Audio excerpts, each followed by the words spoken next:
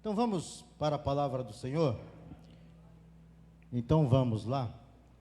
Eu trouxe essa palavra, trazendo essa palavra hoje, com muito amor e carinho para os meus irmãos. Opa, cabeça para baixo. E nós fizemos um jejum agora, 40 dias. E o jejum para que é? Pelo menos para mim, eu penso assim, o jejum tem que ter um propósito.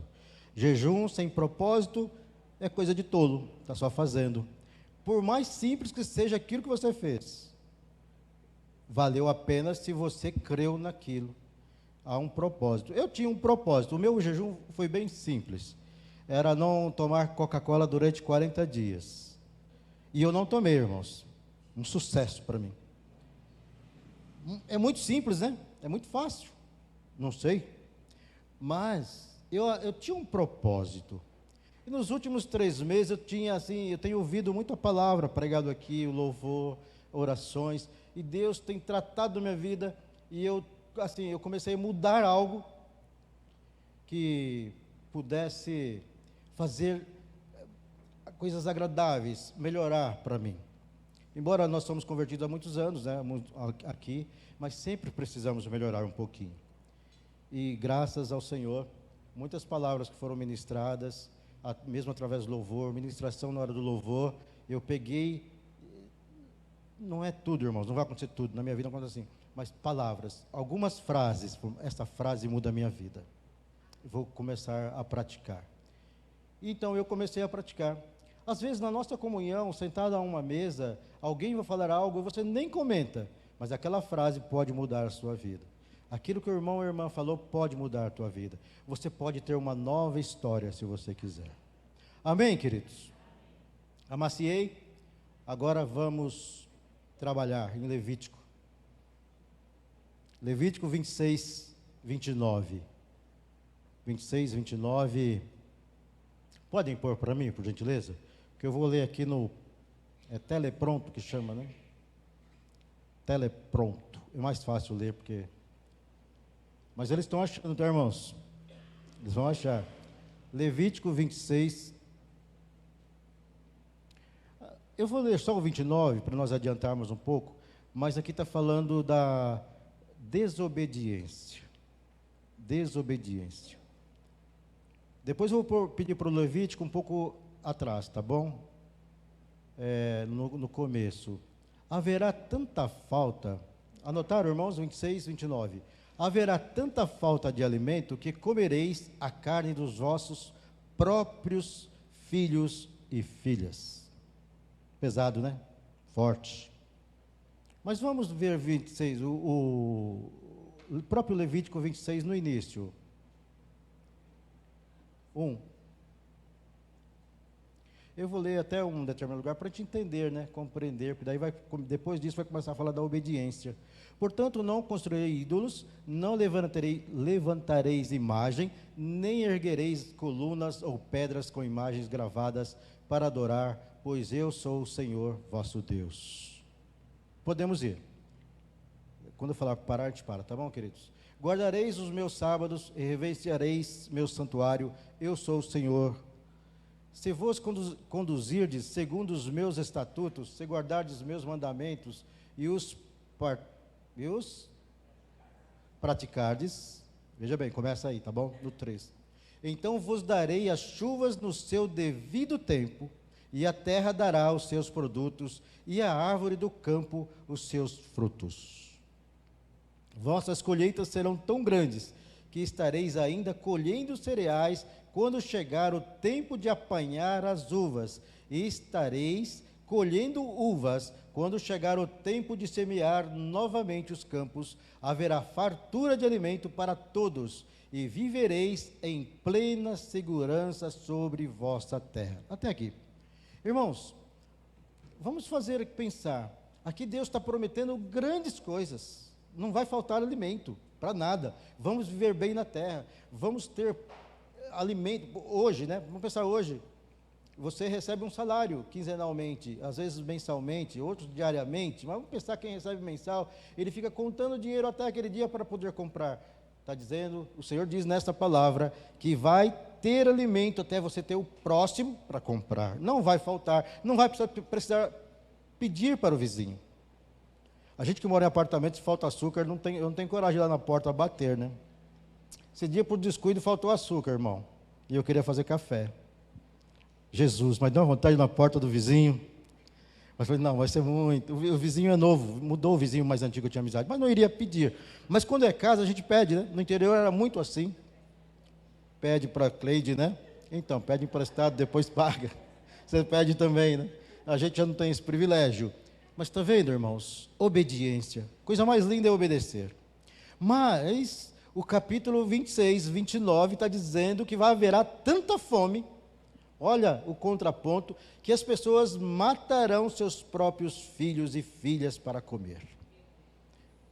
Eu fiquei trêmulo quando vi essa palavra, quando comecei a ler essa palavra. Olha o absurdo, o cúmulo que chega o ser humano quando ele desobedece, quando ele começa a não praticar o bem, quando ele começa a andar fora dos caminhos do Senhor. Para nós fazermos um complemento, vamos ver 2 Reis também, 6:4. 6:4, Cauã, por favor. 2 Reis, segundo livro de Reis, 6:4. Nós vamos ver o que aconteceu com o povo desobediente.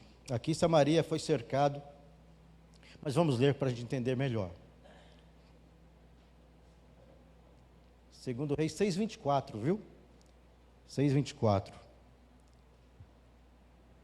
Depois disso, Ben-Hadad, rei de Arã, Síria, convocou todo o seu exército para atacar e sitiar Samaria. Houve grande fome em Samaria, porque o cerco foi mantido até que grande fome se espalhou por toda a cidade, a ponto de uma cabeça de jumento custar o equivalente a 80 peças de prata, e uma caneca de esterco de pomba, 5 peças de prata. Quando o rei de Israel ia passando pela muralha, uma mulher lhe gritou: socorre-me, Senhor meu rei. Diante do que respondeu ele: se o Senhor não te socorrer, quem sou eu para te ajudar? Acaso há trigo na eira ou vinho no tanque de prensar uvas? Mesmo assim o rei lhe indagou: que te aconteceu? E ela explicou: esta mulher me disse: entrega teu filho, para que o comamos hoje, que amanhã comeremos o meu filho. Então cozinhamos o meu filho e o comemos. No dia seguinte eu lhe disse: agora, pois, dá o teu filho, para que comamos. Mas ela escondeu o seu filho. Assim que o rei ouviu o que aquela mulher disse, rasgou as vestes enquanto caminhava pelo muro. E o povo viu que o rei vestia pano de saco por baixo sobre a pele. Até aqui. Irmãos, olha que absurdo, está concretizando a palavra que o Senhor falou lá atrás para o povo. O povo foi muito desobediente, e aqui Samaria está sendo cercada por Ben-Hadad. Houve 2 Ben-Hadads, o pai e o filho, esse é o filho, ele cerca Samaria. Na verdade, não houve nem guerra, ele cercou, porque era costume daquela época. Durou 3 anos esse cerco, faltou água e comida, ninguém entrava na cidade e ninguém saía. Na pandemia, ninguém entrava, ninguém saía, virou aquele pandemônio, né? E nós não sabíamos o que fazer, ou sabíamos e não fazíamos, por quê? Com medo, e aqui houve medo nessa cidade. O rei, ele faz tudo isso, ele já estava com pano, era comum naquela época colocar uma veste mais simples por baixo, ele rasga aquela veste, o povo vê, aparentemente o rei estava sofrendo, mas ele era mentiroso, porque esse rei era Jorão, filho de Acabe, com Jezabel. Então ele era um rei desobediente, ele fez tudo errado na presença do Senhor. Quando eu faço tudo errado na presença do Senhor, como eu vou conquistar algo? Como eu vou ter algo de Deus se eu não estou fazendo nada certo? E este era um rei que fazia tudo errado. E ele ainda colocou a culpa em Deus e no profeta Eliseu que estava dentro da cidade. Irmãos, a fome foi tanta que além de comer essa criança, comeram todos os animais. Sobraram apenas 5 cavalos na cidade. Imagina você com fome. Na fome, irmãos, não há educadinho. Porque o profeta falou, ao amanhecer, não vou falar disso, mas o profeta falou, ao amanhecer, porque o soldado que andava com o rei, duvidou da profecia do profeta. Ele falou: ao amanhecer você verá, mas não comerá de tudo que acontecerá aqui, porque Deus fará um milagre, e Deus fez, nós vamos falar mais adiante. Mas na fome não há educadinho. Na fome não tem nada de etiqueta. Na fome há atropelo, as pessoas te atropelam. Então nós precisamos ter cuidado. Cuidado com o que nós estamos fazendo com o evangelho de hoje. Nós não podemos viver evangelho maltrapilho. Nós não podemos viver evangelho mediano. Se converteu, problema teu. Vai ter que andar diante dos caminhos do Senhor. Não pode sair. Porque Jorão conhecia a palavra, mas ele quis sair. Ele quis não adotar ou ter Deus como Pai, como Criador, como Deus vivo. Ele começou a pegar ídolos. Nós não podemos ser assim. Nosso ídolo maior é o Senhor Jesus Cristo. Esse sim nós devemos amar, devemos seguir e pregar o seu evangelho, que é o evangelho libertador, é o evangelho do arrependimento, não do entretenimento. É diferente. Fujam desses. Mas o evangelho do arrependimento que João Batista, Jesus pregou, este sim leva para a cruz, leva para o céu, leva para a glória junto com o Senhor. Amém, meus queridos? Eu vou ler agora, para a gente complementar esse assunto, segundo Reis, Cauã 7:3. Vamos falar um pouquinho dos leprosos rapidamente, porque às vezes, irmãos, daquele que você menos espera é o que acontece. Os leprosos viviam à porta da cidade. À porta da cidade estavam 4 leprosos, os quais disseram entre si: por que ficamos aqui à espera da morte? Se resolvermos entrar na cidade, morreremos lá, porque a fome reina lá dentro. Se ficarmos aqui, morreremos da mesma forma. Vamos-nos, pois, e passemos para o acampamento dos arameus, a fim de nos rendermos. E se nos deixarem viver, viveremos. E se nos matarem, morreremos. Assim que a noite caiu, eles se dirigiram no acampamento dos arameus. Quando chegaram às proximidades do acampamento, observaram que não havia ninguém ali, pois o Senhor tinha feito os arameus ouvirem o ruído de um grande exército com cavalos e carros de guerra, de modo que comentaram uns com os outros: o rei de Israel deve ter contratado os reis dos hititas e dos egípcios para marcharem contra nós. Sendo assim, a fim de salvarem as próprias vidas, os sírios fugiram ao anoitecer, abandonando todos os seus pertences, tendas, cavalos, jumentos, deixando o acampamento como estava. Aqueles leprosos, portanto, chegaram às imediações do acampamento e entraram numa tenda. Depois de terem comido e bebido, levaram de lá prata, ouro e vestes, que foram em seguida a esconder. Retornaram mais tarde, encontraram em outra barraca e tiraram de lá os despojos e igualmente os esconderam. Até aqui. Está vendo, irmãos, que bênção? Os rejeitados estavam lá fora morando em tendas. Muitas pessoas dentro da igreja, dentro da sociedade, do contexto de sociedade, estão rejeitados morando em tendas. Mas esses leprosos, eles foram corajosos. Se eles entrassem na cidade, eles não iam conseguir entrar, e também iam morrer de fome. Estavam morrendo de fome ali, já estavam doentes. Foram até o acampamento e lá não tinha nenhum soldado. Pegaram todos os pertences, pegaram comida, pegaram bebida, bateram aquele papo, aquela comunhão entre homens. São 4 leprosos, irmãos, para fazer um ganchinho. Comeram à vontade, só que pensaram: e agora? Estamos aqui comendo, não estamos mais com fome, mas na cidade estão morrendo pessoas. Vamos anunciar para o rei que há comida no acampamento, que não há mais soldados, que não há inimigo aqui. Foram lá e anunciaram as boas novas. O que eu quero dizer, meus irmãos? Que aqueles leprosos eram mendigos. Um dia eu fui um mendigo espiritual, mas um outro mendigo, que outrora fora, veio trazer o evangelho para o mendigo que era eu. E esta palavra que ele trouxe, Jesus Cristo, o pão da vida, fez com que eu deixasse de ser mendigo. Eu e você precisamos compartilhar a palavra. Não podemos mais ser mendigos espirituais. Não somos mais mendigos espirituais. Não temos mais fome espiritual. A fome física pode até vir, mas a espiritual não. Nós precisamos espalhar o evangelho como aqueles leprosos fizeram. Mendigos, para pregar a palavra. E há muitos mendigos precisando da palavra. Às vezes dentro da igreja há mendigos espirituais precisando de uma palavra. Eu disse aqui no início que muitas vezes, muitas frases preenchiam algum espaço da minha vida que estava faltando. Há uma parte de mendigo em mim ainda, mas o pão da vida, que é Jesus Cristo, vai saciar essa fome que ainda há em mim e que há em você. Não seremos mais mendigos. Precisamos levar o evangelho do Senhor para a sociedade. Falta de comida na terra levou aquele povo, não era falta, foi uma guerra, mas por volta de 1798 aproximadamente, Thomas Malthus, esse homem ele fez um estudo, uma pesquisa, e ele pesquisou, vale até hoje, muitos pesquisadores pesquisam em cima daquilo que ele fez, do trabalho que ele fez na sua pesquisa lá em Inglaterra, no canto da Inglaterra, naquele estudo ele começou a espalhar, ele publicou dizendo que a população do mundo estava crescendo de forma exponencial, muito rápido, enquanto o alimento estava em forma aritmética, na base, e aquilo se espalhou um medo muito grande para aquelas pessoas da época. Ali então começou a ter controle de natalidade e ficou o mundo fervoroso naquele tempo, mas graças a Deus ele estava errado.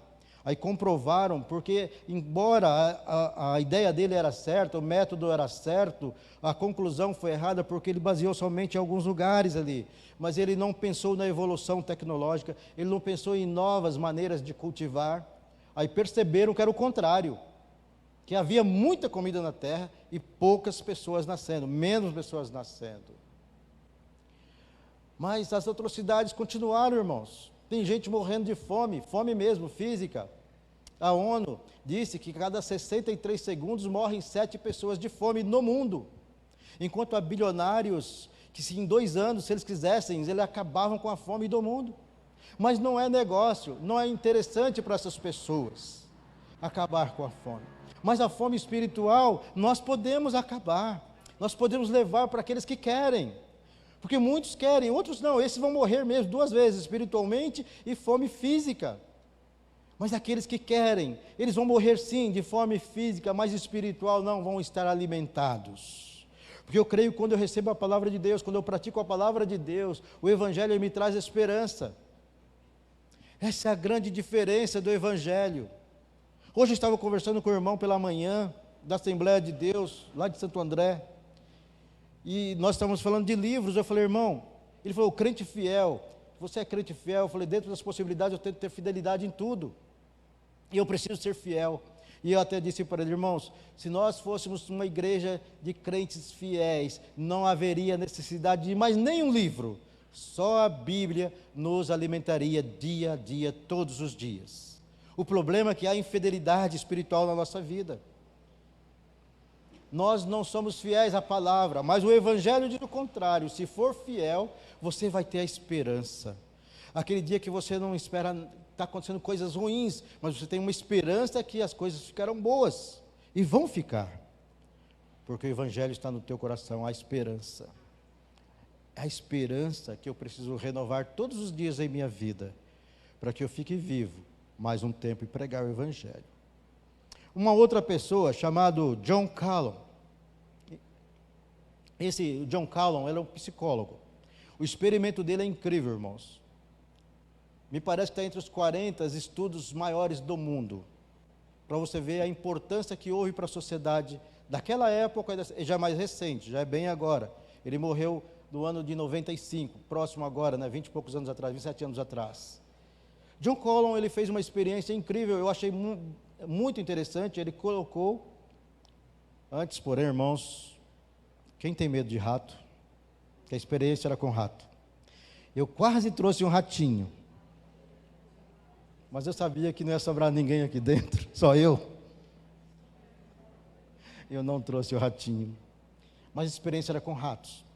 E John Calvin, então, ele fez uma caixa, mais ou menos 3 metros, 1,5 metro, mais ou menos, de altura, e ali ele fez uma sociedade, ele fez uma cidade dos ratos. Tinha ruas, tinha apartamentos para os ratos, escadinhas para eles subirem, as vias principais. E ele colocou 4 ratas e 4 ratos. E no início foi muito interessante. Eles começaram a procriar, não havia predador, alimento em abundância, água, tudo para eles. Então eles estavam tranquilos. Era uma sociedade utópica, era a utopia dos ratos. Às vezes nós vivemos também de forma sonhadora, né? Achamos que está tudo certinho, tudo bacaninha, tudo tranquilo, a nossa vida está uma maravilha. De repente vem umas marés. Mas é bom viver às vezes uns sonhos e trazer para a realidade, né, pastor Carlinhos? Já viveu algum sonho e trouxe para a realidade? Já, né? Então, às vezes é necessário. Então, os ratos estavam vivendo uma maravilha. Quando chegou em 600 ratos, e havia uma coisa que muito interessante foi detectado, irmão Reis, que os ratos se respeitavam. O ratinho que tinha uma namoradinha, ele era respeitado. Nenhum rato ia lá próximo. Então, havia um conservadorismo entre os ratos. Havia um pilar familiar entre os ratos. Impressionante, né, Cleides? É para rir, né? Mas havia esse respeito. E estava tudo certo, todos andando na rua, havia as comunidades de ratos, uma família de ratos para cá, outra para lá, e aquela comunhão gostosa. Era um sucesso a experiência até aquele momento. Os ratinhos ficavam lá nas suas cabaninhas, nos seus ninhos, nos seus apartamentos, todos em uma comunhão. Só que as coisas foram mudando com o tempo, mas água e comida não faltou. Aí começou a ter mais ratos. E a ideia dele era só tiveram 2.200 ratos, mas ali cabia mais ratos. Quando chegou no dia 600, antes de 2 anos, a sociedade e a utopia dos ratos virou uma verdadeira bagunça, pastor Valmir. Os ratos que eram respeitadores começaram a desrespeitar os namoradinhos, os casais, começaram a atacar as namoradas dos outros, começaram a brigar entre eles, não havia mais respeito. As mamães ratinhas começaram a abandonar as ninhadas, jogavam os ratinhos para fora dos ninhos. E esses ratos, adolescentes, saíam para a sociedade despreparados, e eles eram maltratados lá na sociedade, nas vias, eram arranhados. Então eles estavam crescendo com arranhões. Isso é antes dos 600 dias, tá, irmãos? Porque o rato, ele nasce, para ele ficar madurinho é rápido, não é igual a gente, não, que demora 50 anos e ainda está adolescente. Eu sou um adolescente, embora não pareça. Os ratos não, ele ganhava... pastor Marcondes, você está olhando assim, mas é verdade, é uma experiência incrível que eu achei. Então esses ratos, eles começaram uma briga, assim, feroz. Detalhe, irmãos, houve canibalismo entre eles. Ainda tendo comida, a discórdia foi tão grande entre a sociedade, que começaram a se matar e comer os ratinhos, tendo comida. Mais um detalhe, começou a haver homossexualidade, homossexualismo entre os ratos.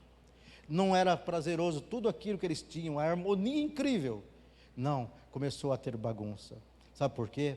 Porque os ratos mais velhos começaram a largar as ratas, começaram a abandonar. Eles começaram a ficar tranquilos, deitados. No nosso caso, só assistindo televisão, internet boa, que nós falamos aqui, né? Suquinho de uva, concentrado, integral, mais gostosinho. Os ratos estavam fazendo a mesma coisa, parecia a gente. Só que a sociedade estava empolvorosa. Os ratinhos novos estavam morrendo. Sabe o que houve? A mortalidade cresceu demais. E antes de 2 anos, não havia nenhum rato para contar a história. O que eu quero trazer aqui para nós é que nós não somos ratos. Embora algumas atitudes nossas nós podemos pegar, fazer uma analogia para nós. Quando eu não estou falando de pessoas conservadoras, estou pensando da família conservadora. Quando o pai e a mãe abandonam seus filhos antes da época para fora da casa, ele vai enfrentar uma sociedade que não tem pena do seu filho. Ele vai enfrentar uma sociedade que vai bater no teu filho, porque ele perdeu a proteção. A ratinha deixou de cuidar. os filhotes, alguns morreram, outros apanharam e cresceram com marcas. Seu filho vai crescer com severas marcas, e que para arrumar lá na frente vai ser muito difícil. Veja, não estou sendo contra nada, façam o que quiserem, não sou contra. Talvez com a atitude, quanto que a pessoa quer fazer, pode fazer. Pode não, faça, eu não vou fazer. Mas a sociedade estava degradada naquela experiência. Mas se eu colocar para hoje, a sociedade está degradando, e não é por falta de comida, e nem por falta de água até agora. O que nós precisamos pensar é que a família conservadora, ela precisa conservar seus pilares. Porque senão não vai sobrar um nessa terra, e não vai mesmo, né? Mas até lá vai ter muitas desavenças, muitas coisas ruins vão acontecer, porque as famílias vão deixar o Evangelho, não podemos deixar, não podemos ficar olhando para as igrejas moderninhas. A igreja moderninha é muito boa, no primeiro momento, mas depois, com o passar do tempo, vai acontecer lá, como aconteceu com eles. Alguns vão abandonar o barco, irmãos, vão deixar Jesus Cristo, vão deixar você na mão na igreja moderninha, porque não vai ter palavra, não vai ter confrontação, vai ser passar a mão na cabecinha. Não, nós precisamos ter a palavra de Deus na nossa vida. Se eu me aceitei ser discípulo de Jesus, aluno de Jesus, eu preciso aprender suas lições até o dia que eu morrer. Ah, mas você já foi um pecador lá atrás. Fui mesmo, não me orgulho disto, mas eu não quero apontar dedos, mas a maioria aqui foi também. Só que isso não vai prevalecer na minha vida. Agora eu sou novo homem, nova criatura sou. E para isso eu preciso tomar novas medidas para a minha vida, melhorar minha condição em todos os aspectos. Mas nós abandonamos o Evangelho por pouca coisa. E a igreja moderninha está trazendo isso, irmãos. As palavras são boas até aos nossos ouvidos, mas não vai ser boa para longo tempo, não. Nós vamos morrer no meio do caminho. Fique na igreja, na nossa igreja, por exemplo, que prega a palavra de Deus, que cuida da família, que cuida das pessoas, que cuida dos seus filhos, que mostra o caminho do bom viver. Esta igreja nós precisamos segurar, e é eu e você que vai segurar, porque somos os mais velhos. Agora, irmãos, com todo respeito aos meninos, eu posso chamar de crianças de 16 anos, o que serão deles? O que serão desses garotos de 16 anos, 17, 18? Provavelmente eles serão os nossos ministros, os nossos juízes, os nossos governadores, talvez o nosso presidente, talvez o nosso ministro Supremo Federal, Supremo Tribunal Federal. Esses garotos da sociedade, eles têm todas e plenas condições de serem essas pessoas, mas eles em que condição vão chegar lá? De qual maneira vão estar lá? Será que vão estar evangelizados? Será que vão estar com a palavra de Deus no coração? Como Eliseu estava em Samaria? Ou vão estar como o jovem Jorão, que abandonou a Deus e começou a idolatrar a todos, menos Deus? O que será da nossa sociedade, irmãos? Aqueles 4 mendigos, ou seja, aqueles 4 leprosos, escreveram uma nova história em sua vida. Nós também podemos escrever uma nova história, irmãos. Mas diante de todo esse relato que eu fiz, é para a reflexão, quando você estiver na tua casa e quando eu estiver. O que eu quero da minha vida? Eu quero uma nova vida. Mas eu disse que a palavra de Deus traz esperança. Mateus 15, 21, Cauã, por gentileza, vamos encerrar nesta palavra. Jesus, ele traz a esperança até para os estrangeiros, para os ímpios. Traz esperança para aqueles que o querem, que o recebem, e aqueles que o buscam. Mateus 15, 21. Os discípulos não entenderam o que Jesus fez. E às vezes nós não queremos também pagar um precinho mais caro. Sair da nossa casa, em algum lugar, evangelizar, fazer algo. Nós queremos ir na igreja, queremos até ir na célula, vamos, passou disso, a gente reclama. Os discípulos também reclamaram com Jesus porque ele saiu do conforto e foi para outra região onde os judeus não gostavam de estar. Mas Jesus foi. Vamos ler então? Mateus 15, 21. Deixando aquele lugar, Jesus retirou-se para a região de Tiro e de Sidom. E eis que uma mulher cananeia, natural daquelas regiões, veio a ele clamando: Senhor, filho de Davi, tem compaixão de mim. Minha filha está horrivelmente tomada pelo demônio. Ele, porém, não lhe respondeu qualquer palavra. Então os seus discípulos, aproximando-se, pediram-lhe: manda esta mulher embora, pois vem gritando atrás de nós. Ao que Jesus replicou: eu não fui enviado, senão as ovelhas perdidas da casa de Israel. Chegou então a mulher e o adorou de joelhos, suplicando: Senhor, ajuda-me. Ao que Jesus lhe respondeu: não é justo tirar o pão dos próprios filhos para alimentar os cães de estimação. Ela, porém, replicou: sim, Senhor, mas até os cães de estimação comem das migalhas que caem das mesas de seus donos. Até aqui. Irmãos, embora Jesus tenha transformado em homem, era Deus, eu creio que ele não se surpreendeu com esta resposta. Vamos admitir que ele sabia que ela ia responder. Mas eu creio que ele teve um impacto. Mesmo sabendo o que ele vai responder, eu quero ouvir esta resposta. Irmãos, muitas vezes nós damos a resposta errada para Jesus. Deus sabe todas as coisas, sabe de nossas vidas, sabe mesmo. Mas às vezes eu não pego a bênção porque eu dou a resposta errada. Essa mulher, ela foi humilhada. Os discípulos falaram: vai embora, mulher, não fique aqui não, nós nem gostamos de você. Porque os judeus não gostavam dos cananeus. Não gostavam das pessoas da cidade de Tiro, de Sidom. E também era um costume chamar aquelas pessoas de cachorro, de cães. Então nós podemos ter duas questões aqui: uma metáfora ou uma realidade. As duas formas eu creio que está certo. Porque eu fico pensando, quando eu leio essa passagem, eu fico pensando, pastor Carlinhos, os cachorrinhos debaixo da mesa comendo o que sobra.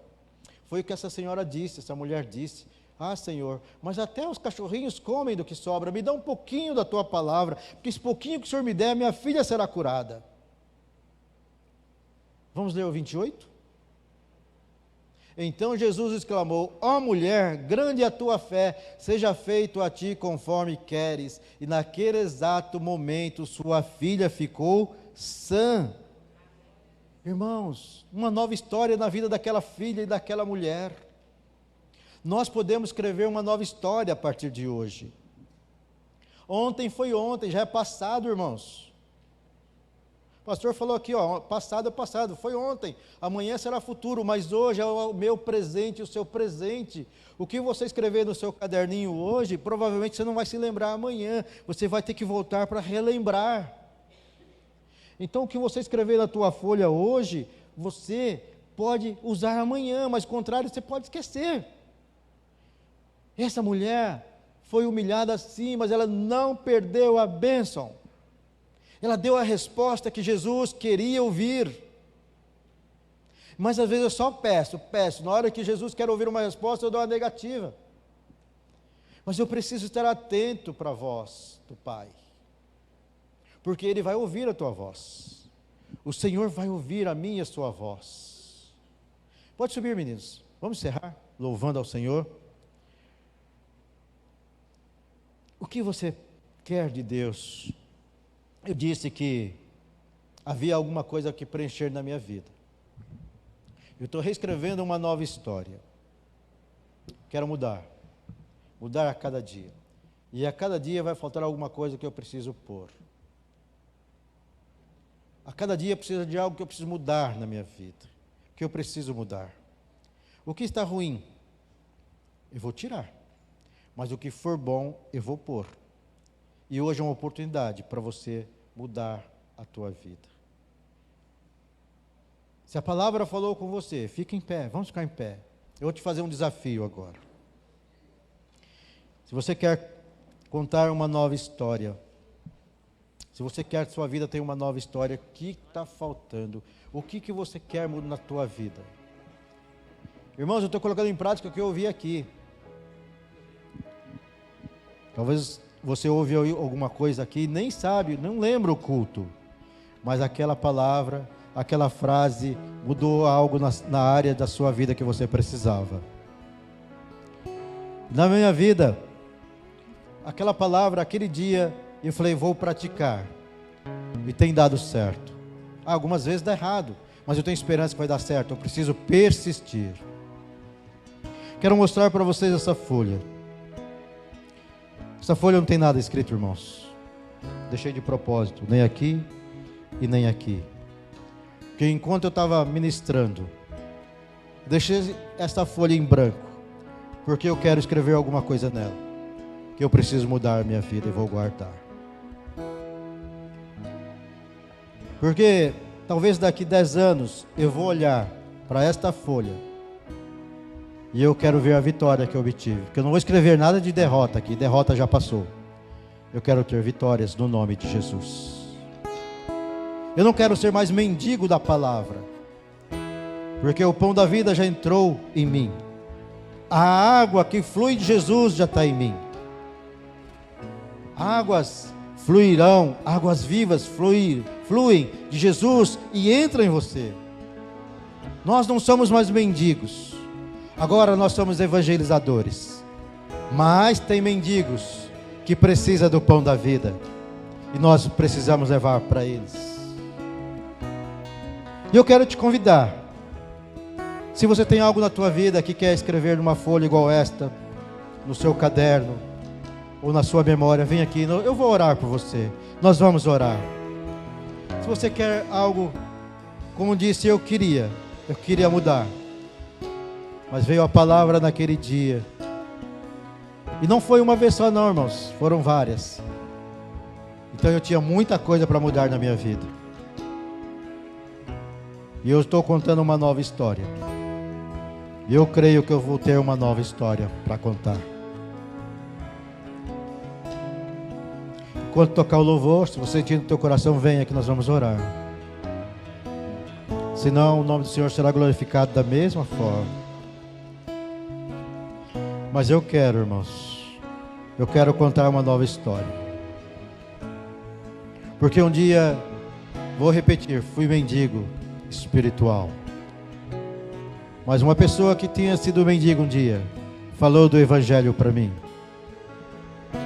E eu recebi o pão da vida.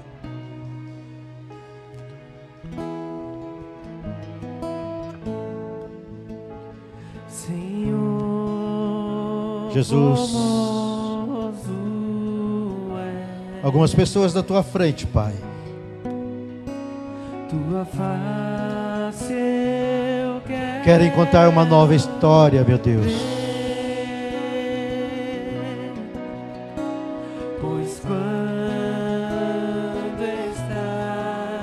E eu peço a Ti, Pai, neste momento, que o que está faltando a ser preenchido, seja preenchido agora no nome de Jesus.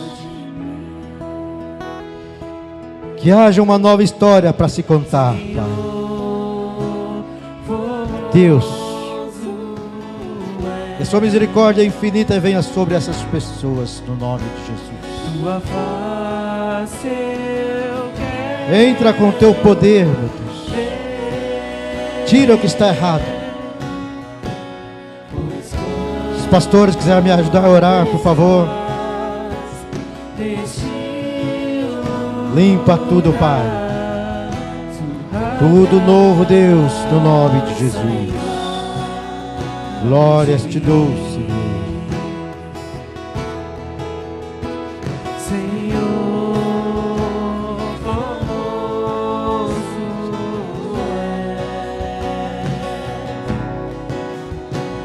Tua face eu quero ver, pois quando estás neste lugar, sua graça invade mim, sua graça. Tua graça invade nossos corações, Deus. Eu creio, Senhor, no teu poder, na tua autoridade. E eu creio que histórias novas serão contadas nesta igreja, Pai.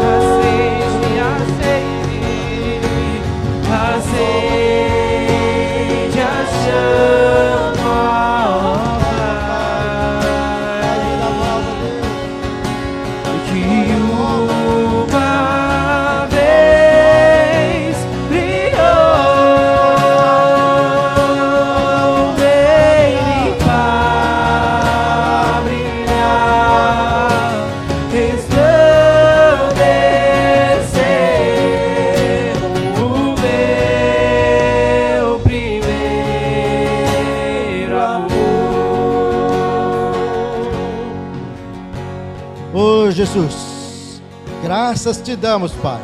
Muito obrigado, Senhor, no nome de Jesus. Irmãos, eu creio que vocês receberam a bênção. Se possível, um dia dê um testemunho que Deus fez na tua vida. Não precisa ser agora, espera um pouquinho. Deixa Deus trabalhar e falar: aquele dia minha vida mudou. A partir dali não é mais a mesma. Mudou. Eu creio no nome de Jesus. Amém, queridos? Podemos aplaudir o Senhor? Oh, glória!